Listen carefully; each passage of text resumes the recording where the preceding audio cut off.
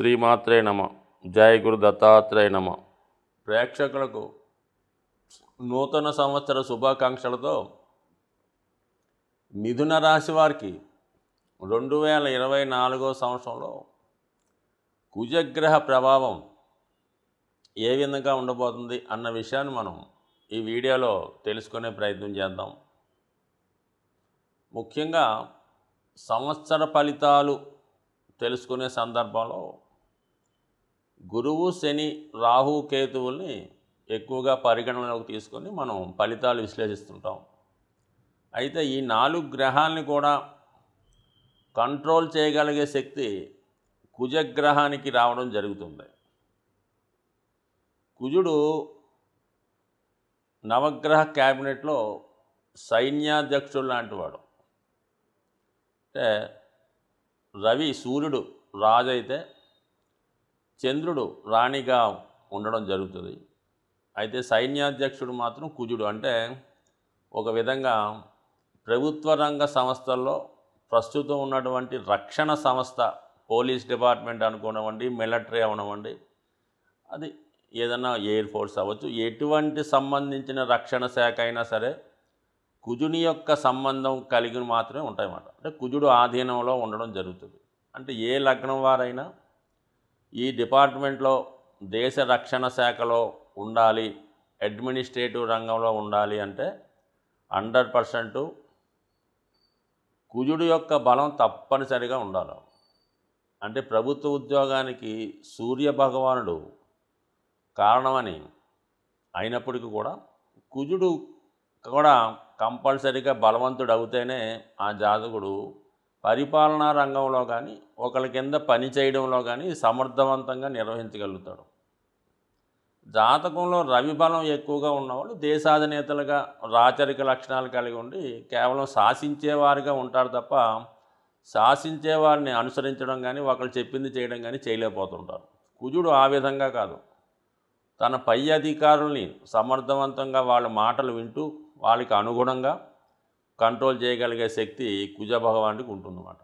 So ఏదైనా మరి ఈ కుజుడు తప్పనిసరిగా ఒకని జాతకంలో బలంగా ఉంటేనే జాతకుడు ఒక వాహనం నడపాలన్నా, ఒక హాస్పిటల్లో వైద్యం చేయాలన్నా, డాక్టర్గా రాణించాలన్నా, లేదు కనీసం వంట చేయాలన్నా కూడా కుజుని బలం తప్పనిసరిగా ఉండాలి. లేదా కనీసం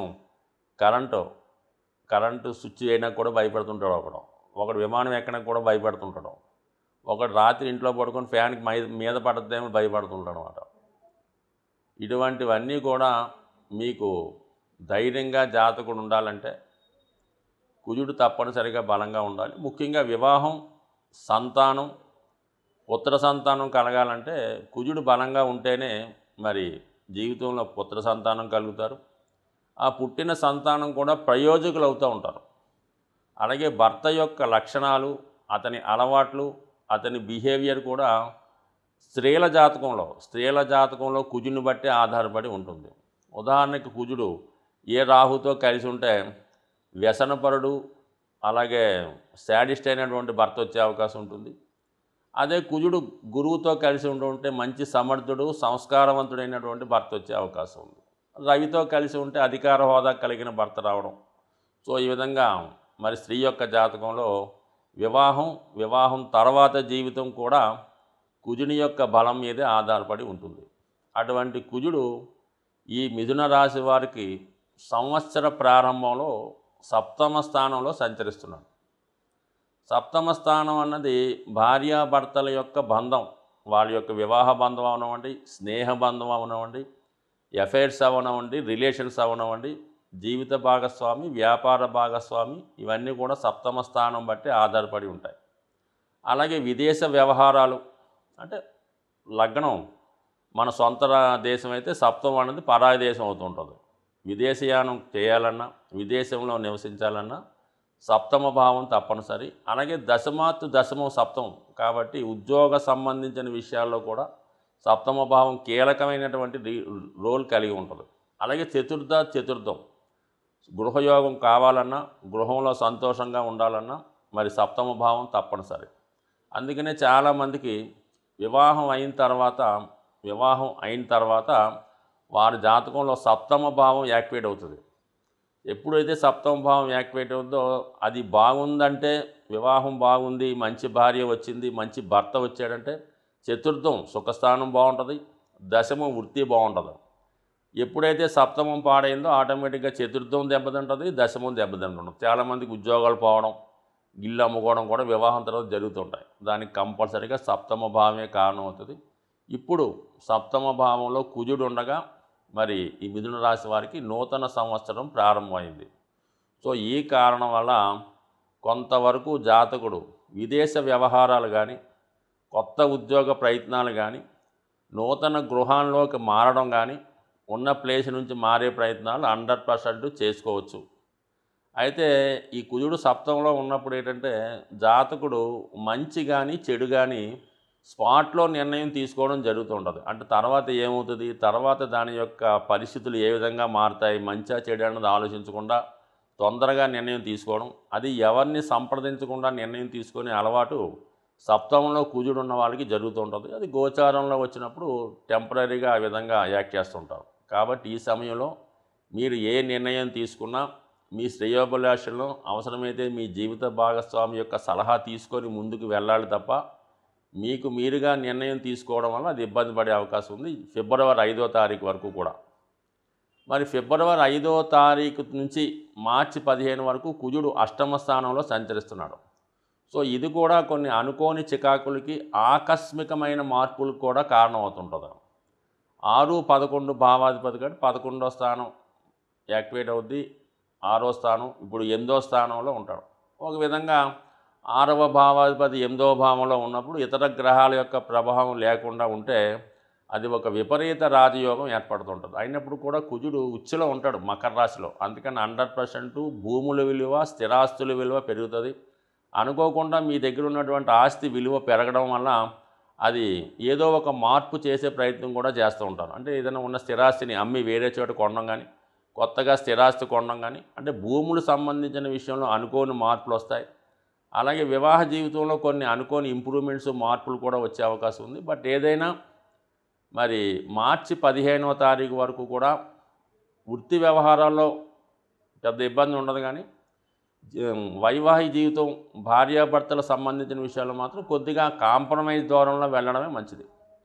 మార్చి 15 తర్వాత నుంచి ఏప్రిల్ 23 వరకు కూడా భాగ్యస్థానంలో కుజగ్రహ సంచారం, అక్కడ ఉన్నటువంటి శని భగవాన్ని కలటం వల్ల వృత్తిలో కొంత అభివృద్ధి రావడం జరుగుతూ ఉంటుంది.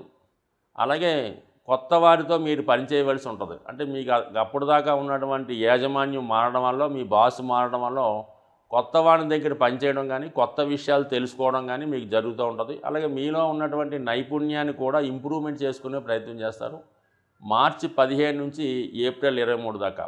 ఏప్రిల్ 23 నుంచి జూన్ 1, ఏప్రిల్ 23 జూన్ 1 మధ్యలో దశమ స్థానంలో కుజుడు దిగ్బలుడై ఖచ్చితంగా వృత్తిలో ప్రమోషను, అభివృద్ధి రావడం జరుగుతుంది. ఎంత గొప్పవాడినైనా అధిగమించి మీరు ఆ వృత్తిలో ఉన్నత స్థాయి పొందడం జరుగుతూ ఉంటుంది. మొత్తం మీద వృత్తిలో గౌరవం కూడా పెరుగుతూ ఉంటుంది. మరి దశమంలో ఉన్నటువంటి కుజుడు లగ్నాన్ని కూడా చూడటం వల్ల మీకు ఒక విధమైనటువంటి ధైర్యం కూడా ఏర్పడే అవకాశం ఉంది. ఇదే సమయంలో మీరు స్థిరాస్తి కొనుగోలు చేయడం కానీ, స్థిరాస్తి మీద ఉన్నటువంటి సమస్యలు తొలగించడం కూడా కానీ జరుగుతుంటుంది.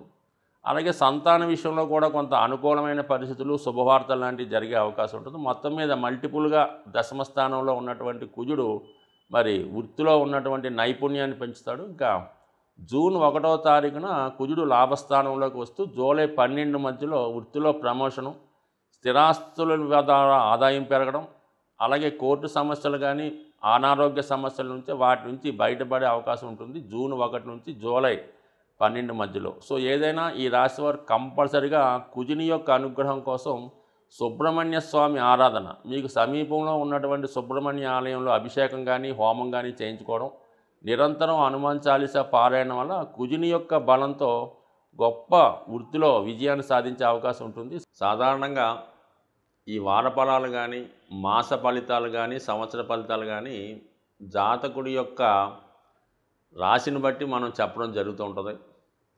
అయితే ఇది గోచార ఫలితాలు అన్నవి రాశిని బట్టి మనం చెప్తూ ఉంటాం. సో ఇంకా మనం డెప్త్గా తెలుసుకోవాలంటే జాతకుడి యొక్క నక్షత్రాన్ని బట్టి ఇంకా డెప్త్ అయిన ఫలితాలు చెప్పడం జరుగుతుంటుంది.